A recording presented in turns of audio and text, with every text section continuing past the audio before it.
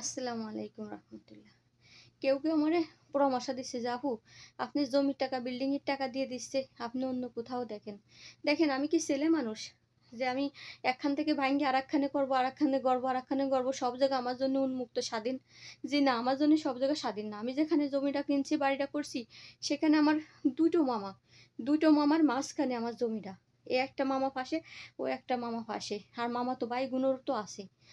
তো আমি তো চিন্তা করি যে আমি যেহেতু আমার উম, আমি তো ফ্যামিলি পরিবারে নাই, সংসারে নাই, আমার মা আমার বোন নিয়ে আমার যেহেতু থাকতে হবে, তখন আমার আপন জনদের ভিতর থাকা উচিত, যেহেতু কোনো শত্রু না হয়।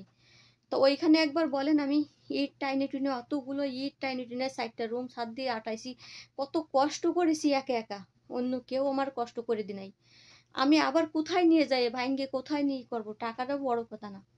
আমি যদি আরো 2 বছর থাকি, 2 বছরে 10 লক্ষ টাকা, 10 লক্ষ টাকা হলে একটা বিল্ডিং আবারও হয়ে যায়। কিন্তু সেটা তো বড় কথা না। ওই কষ্ট, ওই পরিশ্রম আর ওই মায়া, একটা জায়গা করলে সেটা যে মায়া হয়ে যায়। তো এই মায়ার বন্ধন কিভাবে ছাড়বেন বলেন? তো আমাদের মানুষ, নামাজের মধ্যে আমি ফিরাই বলি, নামাজের মধ্যে ইসলাম সীমাবদ্ধ না। আপনি মানুষের, পাশের মানুষের কষ্ট দেবেন, একটা বিটা ছেলের পিছনে লাগলি তা তো সহ্য করা যায় না।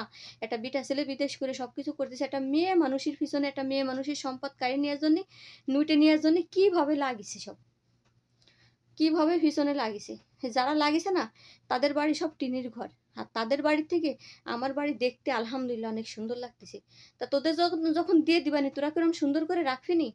গাছগাছালি লাগাইয়ে, পুকুর কাইটে, বিল্ডিং করে, ওইরকম রাস্তার কোলে ফুল গাছের চারা দিয়ে, বাঁশ দিয়ে ঘিরে দিয়ে অনেক সুন্দর করে গেট করে তোরা রাখবিনি? তোরা যেগুলো 5টা ভাই, ওরা ওকে 5টা ভাই বাড়ির মধ্যে ঢুকলে ঘিন্না করে। তো জঙ্গলে যদি মানুষ যায়, জঙ্গলও পরিষ্কার হয়ে যায়। আর যদি সিংহাসনে যদি অপরিষ্কার মানুষ যায়, তা সিংহাসনও পরিষ্কার রাখতে পারে না। কারণ ওই সমস্ত বিয়াদব মানুষ গিয়ে অন্তরই তো পরিষ্কার না, তা বাড়িঘর পরিষ্কার রাখবে কি করে? না আমার বাড়িঘর সুন্দর দেখা যাচ্ছে, কাইরে নিয়ে নাকি উইটে পড়ে লাগছে আমার পিছনে। তো যাই হোক, আপনারা ভালো থাকবেন সবাই। আর ভিডিও করার মতো মন মানসিকতা আর আমার ভিতরের থেকে কিছু আসতেছে না। আমি মানসিকভাবে অনেক টেনশনে আছি, অনেক দুর্বল হয়ে গেছে আমার শরীর। আমার সামনের দিন মনে হচ্ছে আর আগাচ্ছে না। সবাই ভালো থাকবেন। আল্লাহ হাফেজ।